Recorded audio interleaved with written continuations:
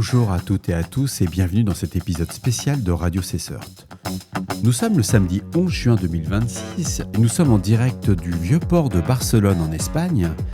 Et aujourd'hui, je ne vais pas vous parler d'un avis du CERT-FR ni de l'ajout au catalogue KEF de la CISA. On va prendre de la hauteur pour raconter l'une des histoires les plus révélatrices de l'année en cybersécurité. Celle d'un modèle d'intelligence artificielle dont les capacités offensives ont poussé son propre créateur à ne pas le publier, puis à lancer un vaste programme de défense autour de celui-ci, avant de se retrouver à 2 reprises en confrontation directe avec le gouvernement des États-Unis. Ce modèle s'appelle Mythos. Le programme s'appelle Project Glasswing et l'éditeur c'est Anthropic. La société qui développe Claude. Nous avions abordé ce sujet lors d'un projet le 13 avril 2026 dans l'épisode 626, mais de nouvelles informations méritaient de faire un épisode dédié et surtout c'est à la demande d'un auditeur. Une précision de transparence avant d'entrer dans le sujet, parce qu'elle compte pour votre confiance. Radio Cessert est produit avec l'aide d'IA pour les résumés des articles, que ce soit ChatGPT, DeepSeek, Gemini, mais aussi Claude, qui est justement un produit d'Anthropic. Or, cet épisode va traiter d'Anthropic elle-même et nous en tiendrons donc à une règle simple, celle qui guide toute la ligne éditoriale de Radio Cessert. Les faits sont tous vérifiables, d'un côté les interprétations attribuées à leurs auteurs, de l'autre. Quand ce soit Anthropic qui parle, nous dirons Anthropic. Quand le gouvernement parle, nous dirons le gouvernement. Quand un juge tranche, nous citerons le juge. Et quand un chercheur émet une opinion, ça sera son opinion et pas la nôtre. L'objectif de cet épisode, il est double. D'abord, expliquer clairement ce qu'est Mythos, ce qu'est Fable et ce qu'est Glasswing. Pas de jargon inutile, pas d'emballement. Ensuite, on va dérouler une chronologie du conflit entre Anthropic et l'administration américaine, du Pentagone au contrôle à l'export. Nous garderons pour la conclusion la question qui donne son titre à l'épisode. Est-ce que tout cela est une opération de communication brillamment orchestrée ou le premier signe d'une arme cyber d'un genre nouveau, celle qui dans l'imaginaire collectif annonce Skynet? Mais d'abord, écoutons notre auditeur. Salut Marc-Frédéric, qu'est-ce que j'ai de nouveau sur Glasswing au niveau des recherches de failles par des IA? Ça m'intéresserait que tu fasses un numéro spécial là-dessus. Ciao, bonne soirée. Je vous propose dans un premier temps d'expliquer ce qu'est Mythos et ce qui ne l'est pas. Parce que tout le monde en parle, c'est un peu comme le loup, mais il n'y a pas grand monde qui l'ait vu réellement. Alors, Mythos, ça désigne un palier de modèle d'Anthropic situé au-dessus de la gamme Opus. Le premier de la famille, Claude Mythos Preview, qui est un modèle frontière généraliste de même type que celui qui fait tourner un assistant de programmation ou un agent conversationnel. Ce n'est donc pas un outil de piratage conçu pour attaquer. Ce n'est pas un scanner de vulnérabilité. Il ne va pas scanner sur Internet. Si demain matin vous avez Mythos, vous allumez votre ordinateur, il ne se met pas à scanner toutes les IP, et toutes les applications, tous les sites web, etc. Donc, on est plutôt sur un modèle à tout faire. Sa particularité, c'est que lors des tests précédant sa sortie, ses aptitudes en cybersécurité se sont révélées nettement supérieures à celles des générations précédentes. On l'a monté en niveau. Mais vous allez voir que ce n'est pas forcément une vraie raison. Parce que sur ce point, Anthropic est explicite. Dans un entretien accordé à NBC News, Logan Graham, qui dirige la recherche cyberoffensive de la société, décrit un modèle capable non seulement d'identifier des vulnérabilités inconnues, mais aussi d'écrire le code pour les exploiter. Donc en un mot, il est capable de voir où est la vulnérabilité. Mais là, c'est là où on voit que les gars, ils disent quand même pas, ils sont pas super explicites. Pour identifier des vulnérabilités, il faut le code source. Vous avez le code source avec Mythos, vous allez effectivement trouver une vulnérabilité et pouvoir écrire le POC qui va vous permettre de confirmer cette vulnérabilité. Vous n'avez pas le code source, le truc ne trouve que dalle, rien, zéro, nada. Mais ce qui est assez sympa, ce que j'ai trouvé dans leur première présentation, mais vous allez voir qu'on n'a pas besoin de Mythos pour tout ça, c'est d'enchaîner plusieurs failles pour pénétrer un logiciel complexe. Ce qui met en avant, c'est le degré d'autonomie et la capacité à mener une tâche longue de bout en bout. Mais il n'y a rien de nouveau là-dedans réellement. C'est là où je pense qu'on est un peu sur le marketing, mais ce n'est pas juste qu'un avis. Vous allez voir qu'on va l'étayer. En juin 2026, Anthropic va décliner cette technologie en 2 versions publiques ou semi-publiques. Il y a Fable 5, qui est sorti le 9 juin, et c'est la première version accessible au public de la gamme Mythos. Ensuite, il y a Mythos 5, qui est la variante moins restreinte, réservée à des partenaires vérifiés. Techniquement, il s'agit du même modèle sous-jacent. La différence tient au garde-fou. Fable 5 est doté de protections renforcées sur les domaines sensibles comme la cybersécurité, la biologie et la chimie. Concrètement, lorsqu'une requête à risque est détectée, elle n'est pas traitée par Fable, elle est reroutée automatiquement vers un modèle moins capable, Opus 4.8. Alors, voilà ce que je dirais pour l'établi. Maintenant, on va commencer à discuter sur le disputé. Et il est vraiment important pour cette neutralité de l'épisode, c'est que le caractère exceptionnel de Mythos est contesté par une partie de la communauté et pas que par des petits profils. Le cryptographe Bruce Schneier, sur son blog, a qualifié l'annonce d'opération de relations publiques particulièrement réussie. On parle de Bruce Schneier, on ne parle pas de Madame Michu, ni de tout ce qui est poney à col blanc qu'on voit l'habitude de voir dans les gens qui font de la GRC, des gens qui servent à rien surtout, quoi. Mais bon, restons calmes. Son argument technique, il mérite d'être entendu. La société de sécurité AISLE serait parvenue à reproduire certaines de ces vulnérabilités trouvées par Anthropic en utilisant des modèles publics plus anciens et moins coûteux. Et c'est ça le vrai sujet. C'est-à-dire que pour les gens qui ont déjà manipulé de l'IA, pour faire de la recherche en vulnérabilité, pour enchaîner des vulnérabilités, on n'a pas besoin de Mythos. C'est ça le fond. C'est pour ça que j'ai fait cet épisode.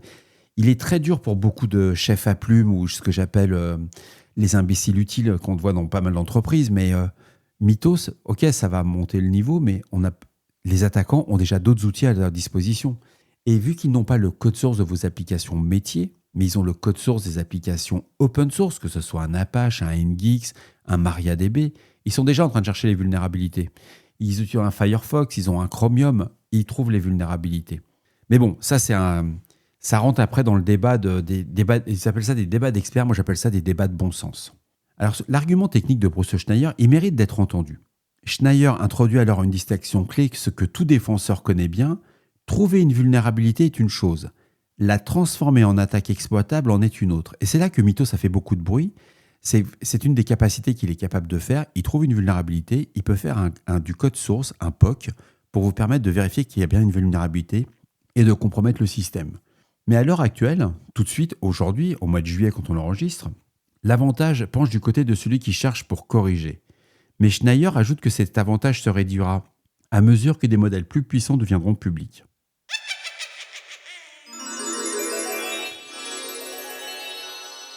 Et c'est pour ça que dans le deuxième temps fort de l'épisode, moi ce que je vois, c'est que Glasswing, c'est un programme de défense.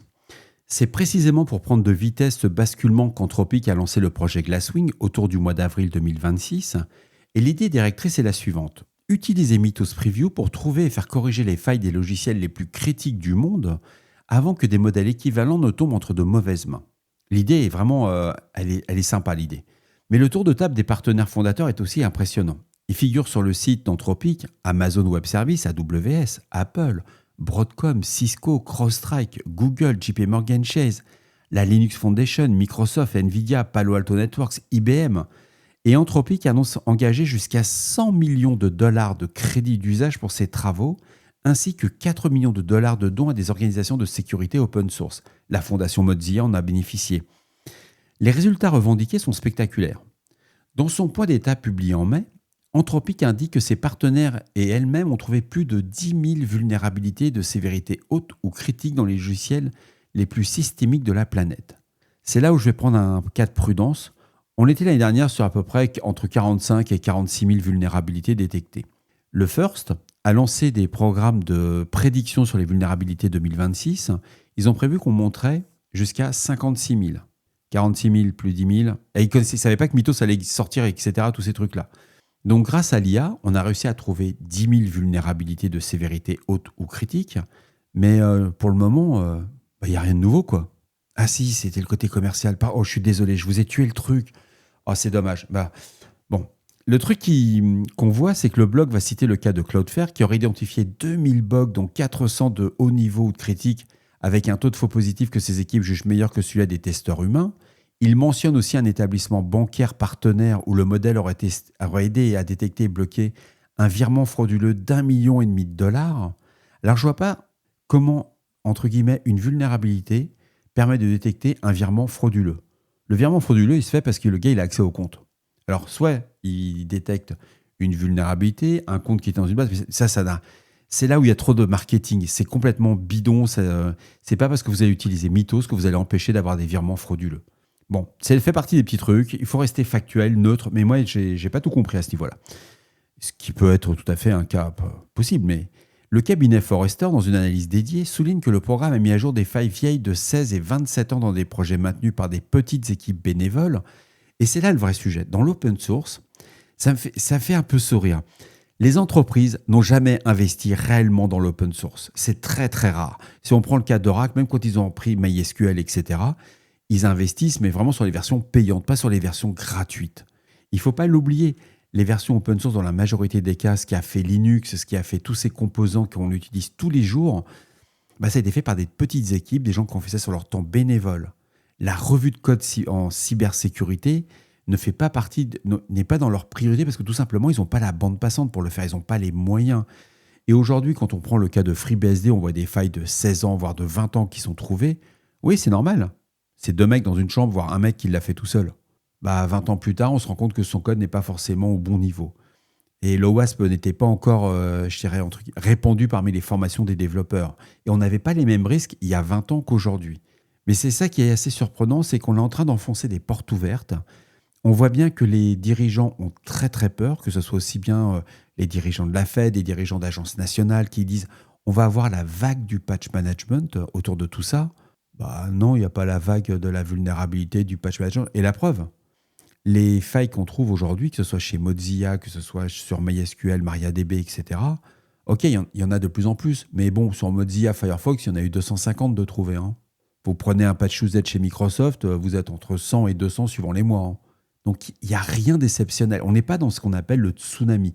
Le tsunami qu'il est pour nous, équipe de défense, c'est qu'on va se retrouver à devoir prioriser les patchs sur les surfaces exposées. Il n'y a réellement rien de nouveau pour ceux qui sont en bonne maturité. Ce qui est beaucoup plus gênant, c'est qu'il y a encore 3 ans, quand vous parlez de vulnérabilité à n'importe quel DSI, à n'importe quel CISO, la majorité, c'était c'est un truc d'info, quoi. On va patcher, c'est dans le pipe, on a une timeline, on fera ça dans 1 mois, dans 2 mois, dans 3 mois. Parce que tout simplement, on n'avait pas identifié les cas qui sont arrivés aujourd'hui, que la cybercriminalité s'est associée avec l'espionnage étatique, etc. Et le niveau de menace, il a monté, mais il n'a pas monté d'un cran. Il a monté sur toute l'échelle. Et là, ça devient plus chaud. Aujourd'hui, quand vous arrivez dans des COMEX, on parle de vulnérabilité. Je défie quiconque qui me dise que dans un COMEX, il y a 5 ans, on parlait de vulnérabilité. À moins que vous ayez fait penser à ce moment-là, mais ça n'existait pas. Et en juin 2026, le programme va changer d'échelle. Selon CNBC et TechCrunch, Anthropic entend environ 150 organisations supplémentaires dans plus de 15 pays, en ouvrant des secteurs jusque-là peu représentés, que ce soit l'énergie, l'eau, la santé, la communication, les constructeurs de matériel. Et parmi les pays concernés figurent la France, l'Allemagne, l'Italie, l'Espagne, ainsi que des organisations de défense telles que l'OTAN. Anthropic résume l'enjeu avec une phrase: pour la plupart des partenaires, une attaque réussie pourrait toucher plus de 100 millions de personnes. L'ENISA, par exemple, a accès au projet Glasswing. Là encore, les critiques existent et doivent être exposées. Forrester révèle une contradiction de fond. Mythos transforme la découverte de failles en un problème exponentiel, alors que la capacité de correction, surtout dans l'open source, reste humaine, limitée et souvent bénévole. Le cabinet pointe aussi un risque de dépendance. Le programme va placer Anthropic au cœur de la chaîne d'approvisionnement, de la supply chain, de nombreux acteurs de la cybersécurité.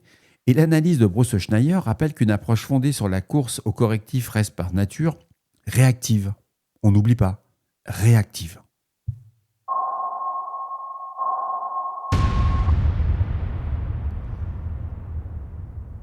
Le troisième temps de cet épisode, c'est le double bras de fer avec le gouvernement américain. Ça, c'est ce que j'appelle la partie drama queen de l'histoire. C'est là que l'histoire va basculer du terrain technique au terrain politique et juridique. Il faut distinguer les 2 épisodes qui sont séparés dans le temps et de nature très différente entre Anthropic et le gouvernement américain. Le premier épisode, c'est la désignation comme risque pour la chaîne d'approvisionnement, la supply chain, le 27 février 2026. Le président Trump demande aux agences fédérales de cesser d'utiliser la technologie d'Anthropic. Peu après, le secrétaire à la Défense, Pete Hegseth, désigne l'entreprise comme supply chain risk, un risque pour la chaîne d'approvisionnement. L'analyse du Congressional Research Services, disponible sur le site du Congrès américain, précise l'origine du différend. Lors de négociations contractuelles, Anthropic a demandé 2 exceptions d'usage pour Claude, refusant qu'il serve à des armes autonomes et à la surveillance de masse des Américains. Le Pentagone, lui, considère que c'est aux militaires et non aux fournisseurs de décider de l'usage des outils achetés, ce qui quelque part est un peu normal, mais bon, c'est juste une position personnelle. Mais c'est les militaires qui décident avec le pouvoir politique qu'on fait, c'est pas une entreprise privée. Ça serait comme si on me disait à Dassault, est-ce que Dassault nous autorise à tirer un missile ou pas à partir d'un Rafale ? Bah non, c'est les militaires et c'est le politique. Bon, enfin, j'avais dit que je resterais neutre sur cet épisode.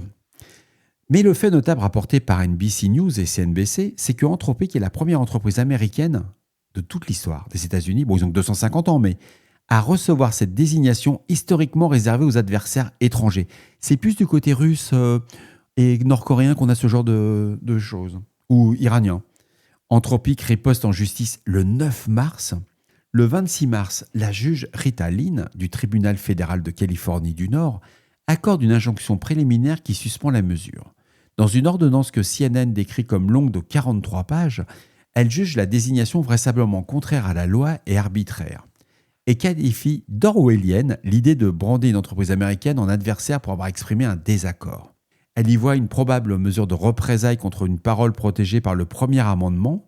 Anthropic salue la décision et redit vouloir travailler de façon constructive avec le gouvernement. Ils n'ont pas tellement le choix s'ils veulent faire un peu de pognon. L'affaire n'est pas close pour autant, et l'équilibre commande de le dire. Le gouvernement fait appel et selon CNBC, une cour d'appel de Washington refuse début avril de bloquer la désignation le temps que le litige se poursuive, tout en reconnaissant qu'Anthropic subit un préjudice et en appelle à un traitement rapide du dossier. Le contentieux à ce stade, il y reste ouvert. Nous sommes le 11 juillet, c'est toujours ouvert. Et il y a un second épisode qui est plus directement lié à nos sujets, à nous qui faisons de la cybersécurité, car il touche au modèle Mythos et FableMan. Le 12 juin 2026, 3 jours après le lancement public de Fable 5, le département du commerce ordonne au nom de la sécurité nationale et des pouvoirs de contrôle à l'export la suspension de l'accès à Fable 5 et Mythos 5 pour tout ressortissant étranger, y compris les employés étrangers d'Anthropic, où qu'ils se trouvent, aussi bien sur le sol américain qu'à l'extérieur. L'effet décrit dans le communiqué même d'Anthropic date du 12 juin est un arrêt mondial des 2 modèles pour l'ensemble des clients et les autres modèles n'étant pas affectés. Tout simplement, ils ne savaient pas faire le tri. Ils ne savaient pas comment ils allaient empêcher à quelqu'un qui n'était pas d'origine américaine, qui travaillait pour eux, de ne pas avoir accès. Alors que s'est-il passé ? D'après un compte Bank Info Security sur X, l'ordre fait suite à un signalement des chercheurs d'Amazon. Il y a toujours des potes. Dans le monde des GAFA, c'est un monde merveilleux. Donc les potes de Jeff Bezos, ayant amené Fable 5 à identifier des vulnérabilités et dans un cas à produire du code d'exploitation, Anthropic conteste la gravité de l'incident. Et c'est là que vous allez voir le menteur, il faut toujours l'accompagner jusqu'à la porte. Vous lui ouvrir la porte, vous allez voir à quel point ce sont des gens pas forcément ce que j'appelle le plus au top. Dans son communiqué, donc nous sommes bien au mois de juin, le 12 juin, la société affirme qu'il s'agit d'un jailbreak étroit et non universel revenu en substance à demander au modèle de lire une base de code et d'en corriger les défauts. Elle indique que la technique ne relève que des vulnérabilités mineures et déjà connues et qu'elle a vérifié que d'autres modèles publics, dont GPT 5.5 d'OpenAI, parviendraient au même résultat sans contournement. Vous voyez, on n'a pas besoin de mythos. Même eux, ils le reconnaissent. Vous prenez un Gemini, vous prenez un ChatGPT, vous prenez un OpenAI, tout ça, ça fonctionne. Il n'y a pas besoin de ce truc-là. C'est là où on voit que le côté marketing, et pour eux, leur position de principe, elle est nette. Le gouvernement doit pouvoir bloquer un déploiement dangereux, mais dans un cadre transparent, équitable et fondé sur des faits techniques, ce qui, selon elle, n'a pas été le cas ici. Oh.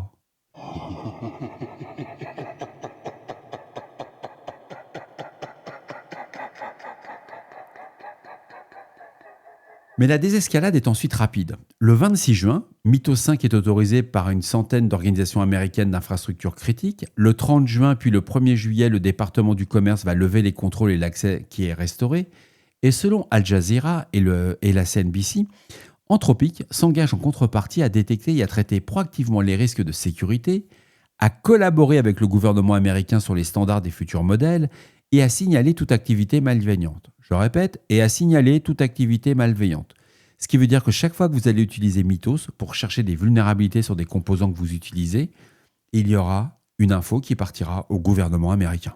Parce que ça sera vu comme une activité malveillante. Vous cherchez une vulnérabilité avec un POC d'exploitation. Ça ne peut pas être quelque chose de légitime. Vous n'en avez pas sur les composants open source que vous recherchez sur Apache, sur nGeek, sur MariaDB, sur X11, etc., ou sur Wayland, vous allez vous faire toper. C'est sympa de savoir qu'on va être observé par la NSA. Mais bon, chacun son truc. Et sur le plan technique, la société indique avoir réentraîné un classificateur qui bloque désormais la technique dans plus de 99% des cas.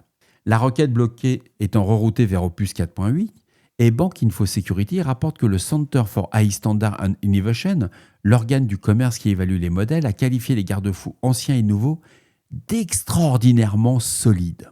Extraordinairement solides. Ouais.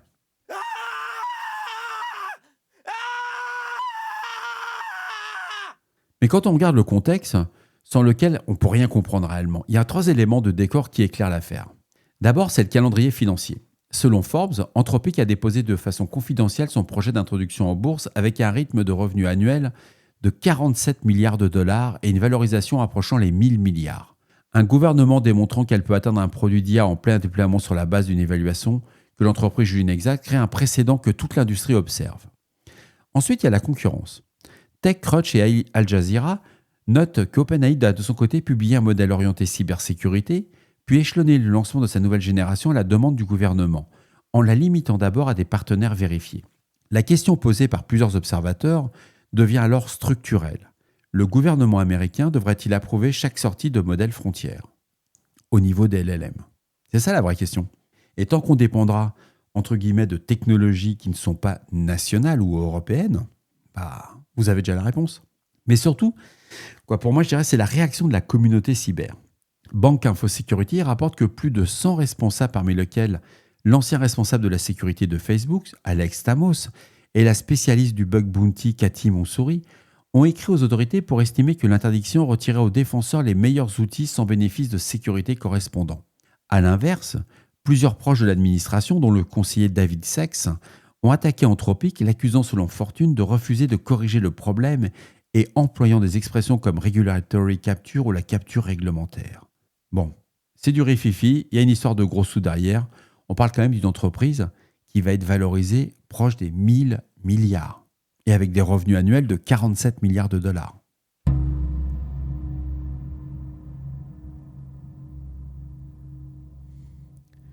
D'où voici la question en conclusion, c'est est-ce que c'est une opération marketing d'Anthropic ou est-ce que c'est une arme cyber qui nous annonce Skynet? Alors pour ceux qui n'ont pas la rêve, Skynet c'est dans Terminator, ce sont les machines qui prennent le contrôle du monde, qui déclenchent une guerre nucléaire et qui anéantissent l'humanité pratiquement. La réponse, honnêtement, c'est qu'aucune des deux formules ne va suffire et qu'elle ne s'exclut pas par contre. Que ce soit une réussite de communication, c'est difficile à nier. C'est la thèse de Bruce Schneier et de nombreux chercheurs. Le récit est spectaculaire, les partenaires sont prestigieux, la couverture presse mondiale a été considérable et l'annonce est arrivée au moment où Anthropic préparait son entrée en bourse. Un observateur sceptique a toutes les raisons de voir là un storytelling maîtrisé. Mais non, on n'est pas dans le complot, je vous rassure. Mais réduire l'affaire à du marketing serait passer à côté des faits. Le basculement de capacité paraît réel et corroboré par des voies indépendantes. Il y a des partenaires industriels qui rapportent des découvertes de failles multipliées, des vulnérabilités vieilles de plusieurs décennies mises à jour, et une lettre signée par une centaine de professionnels reconnus qui, loin de crier au bluff, s'inquiètent de perdre un outil défensif. Et ça, c'est le vrai sujet. Pour les équipes défensives, ne pas avoir accès à ces technologies, c'est véritablement... Parce que les attaquants, ils ont accès. Il faut bien se rendre compte de ça. Pour nous, défenseurs, ne pas avoir accès à tous ces modèles d'IA qui nous permettraient de pouvoir corriger, prévoir des vulnérabilités, prévoir des plans de mitigation. C'est pas parce que vous allez avoir des vulnérabilités que vous allez pouvoir patcher, surtout sur des systèmes qui ont plus de 10 ou 15 ans. S'ils sont présents dans votre système d'information depuis 10 ou 15 ans, ça veut dire qu'ils sont extrêmement sensibles. Donc, il va falloir prévoir la détection en cas de compromission. Et c'est là qu'il faut le prendre. Pour moi, c'est un signal qui doit être pris au sérieux par tous ceux dont c'est le métier de faire de la défense. Et aujourd'hui, on parle d'Anthropic, mais regardez ce que fait Gemini de chez Google, ChatGPT d'OpenAI. Il y a aussi Mistral qu'il ne faut pas oublier. Ça monte tout ça en puissance et il faut aider les entreprises qui sont le plus proches de nos valeurs européennes que de nos valeurs américaines. Ça, c'est juste mon avis, mais ça reste quand même du bon sens. Alors, il reste le mot sur Skynet. Bon, ça, c'est le côté que tout le monde dit, c'est un peu de provoque, mais c'est pas tant que ça de la provoque. Il fait image, mais il induit aussi en erreur. Ce dont il est question ici, ce n'est pas d'une machine consciente qui déciderait de se retourner contre l'humanité. On va être très clair. On est plutôt sur le fait d'utiliser l'IA soit pour faire des opérations militaires, soit pour l'équiper sur des systèmes, entre guillemets, létaux. Donc, en un mot, qui vont tuer des gens. Dans le cas de Mythos, c'est pas du tout ça. Dans le cas de Mythos, on va utiliser la puissance de l'IA pour trouver des vulnérabilités, pour pouvoir compromettre des systèmes et aller faire de l'espionnage étatique. C'est quelque chose de beaucoup plus prosaïque. Et ce qui est beaucoup plus préoccupant à court terme, c'est un outil qui va déplacer l'équilibre entre les attaquants et les défenseurs, et un précédent de gouvernance. Aujourd'hui, c'était réservé à des grosses agences gouvernementales comme la NSA, etc., qui avaient des moyens, la CIA, ce genre de choses. Nous, quand on regarde ce que fait la DGSE, la DGSI, etc., ils ont des moyens, mais ce n'est pas du tout les mêmes. Là, vous allez permettre à avoir des petites équipes, des gens extrêmement bien formés. Une dizaine de personnes va avoir des capacités de plusieurs milliers d'analystes. Et c'est ça le vrai game changer, c'est ça qui fait vraiment peur. Mais le précédent que moi je vois, c'est au niveau de la gouvernance. C'est où il y a un État qui peut du jour au lendemain autoriser ou couper l'accès à un modèle commercial. On est bien sur un modèle commercial. On n'a pas acheté de l'armement. Quand vous achetez de l'armement auprès d'un pays, vous devez avoir l'autorisation gouvernementale, mais même pour l'utiliser, il faut des autorisations. C'est ce que les fameux F-35 qu'on disait qui pouvaient être coulés au sol, ou ne pas tirer certains types de bombes, ne pas porter d'armes nucléaires, etc. Ça sert à ce genre de choses. Et bien là, dans le cas de Anthropic, on a un gouvernement qui est capable de dire à une entreprise privée de droit commercial, tu arrêtes de travailler avec tel continent, tel pays, tel gouvernement. C'est ce qui fait très peur. Et le vrai sujet, ça ne va pas être la révolte des machines. Les machines ne vont pas tout de suite, c'est pas prévu pour tout de suite. Pour moi, c'est la vitesse, la dépendance et le pouvoir. La vitesse à laquelle l'IA trouve des failles, ça c'est un vrai game changer. La dépendance croissante des défenseurs à quelques fournisseurs, qu'on le veuille ou non, quand vous commencez à discuter avec les gens sur les IA qu'ils utilisent, on est sur les 4 ou 5 mêmes. Il y en a qui vont utiliser des IA locales, on l'envoie, et qui créent leur petite IA. Bon, ça c'est ce que j'appelle les joueurs de baby-foot au troquet du coin. Mais quand on commence à regarder de façon industrielle, avec ceux qui vont mettre des skills, du harness, tout ce qui va autour, eux, ils se retrouvent en mode, on est chez les 5 mêmes. Hein. Alors, évidemment, vous pouvez vous dire, il y a les IA chinoises, mais on sait pertinemment qu'il n'y a rien au niveau de transparence, c'est comme les États-Unis. Quand on critiquait Anthropic sur le fait que toute demande qui va être étudiée par les services gouvernementaux US, côté chinois, c'est du côté chinois, hein, ça va être aussi vu. Donc, il ne faut pas se faire trop d'illusions là-dessus. Alors, en conclusion, est-ce que c'est du marketing ou une arme ? Disons plutôt, moi je dirais plutôt ceci. C'est un outil dual. Il est vanté avec talent dans les capacités offensives, mais aussi sérieux pour que l'État s'en mêle 2 fois, et dont l'histoire n'est pas terminée puisque le contentieux avec le Pentagone reste ouvert et ce que les engagements pris sur les modèles restent à vérifier dans la durée. Alors si on devrait dire la vérité de cette affaire, elle ne se sera pas dans les communiqués, mais dans les correctifs effectivement déployés et dans les précédents juridiques posés. Chères auditrices, chers auditeurs, c'est à chacun d'entre vous désormais de se forger son opinion à partir des sources. Moi, je tenais à vous remercier pour cette écoute. On arrive à la fin de cet épisode. Vous trouverez toutes les sources qui m'ont permis de faire cet épisode spécifique pour Glasswing. J'ai donné un avis qui parfois peut sembler tranché, mais on est vraiment sur un changement de technologie, de game changer. Quand on parle de l'IA, pour beaucoup, on considère que c'est juste un nouveau gadget, c'est pas du tout le cas. On est en train de passer du train à vapeur au train électrique, et ça n'a rien à voir, quoi. Donc pour moi, c'est vraiment un très très gros changement pour nous, équipes de défense, comme pour les équipes offensives, comme pour les entreprises. Ça ne remplacera pas l'humain, ça ne fera pas notre job à notre place, mais ça va donner une vélocité qui n'existait pas, quoi. Prenez soin de vous. N'ayez pas peur. On continuera à ne pas réfléchir et on patchera. Et si vous êtes intéressé pour avoir un épisode sur comment on fait des skills ou comment on met en place une chaîne de détection de vulnérabilité sur du code source disponible gratuitement, je pourrais vous faire un petit truc. J'ai des trucs assez sympas à ce niveau-là. Enfin, faire un POC en 3 heures, vous en faites un. Hein. Pour moi, c'est mes retours d'expérience que je m'amuse à faire de temps en temps sur mes plateformes individuelles. Je vous embrasse très fort. Prenez soin de vous. Et à demain pour un nouvel épisode. Bon, faut que je retourne en France pour publier quand même, parce que j'ai pas d'internet en Espagne. Ouais, il est très mauvais. Je vous embrasse, bisous.